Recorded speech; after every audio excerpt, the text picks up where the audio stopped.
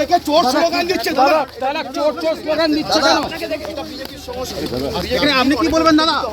ওটা দিক মানুষ দেখুন, আর এখনো 50% কাউন্টিং বাকি রয়েছে, প্রায় 2.5 কোটি ভোট কাউন্টিং বাকি রয়েছে। কিন্তু একটা কথা বারবার সাধারণ মানুষ বলছে কি ওয়েট করুন, আমাদের যখন বলার বিরোধীরা প্রশ্ন তুলছে, আপনি কিভাবে ভিতরে চলে গেলেন?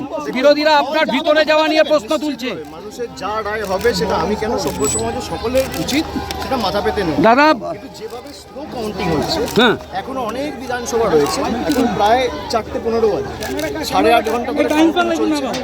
8.5 ঘন্টা, যেখানে 21 সালে প্রায় 90% কাউন্টিং কমপ্লিট হয়ে গেছে, এখনো 4 round, 5 round, 6 round, 8 round counting হয়েছে, বাকি রয়েছে।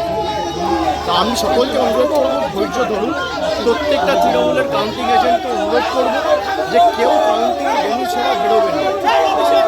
আপনি একজন মহামান্য সাংসদ, এরকম ভাবে চোর চোর স্লোগান দিচ্ছে, এটা বিজেপির সংস্কৃতি, এটা বিজেপির সংস্কৃতি।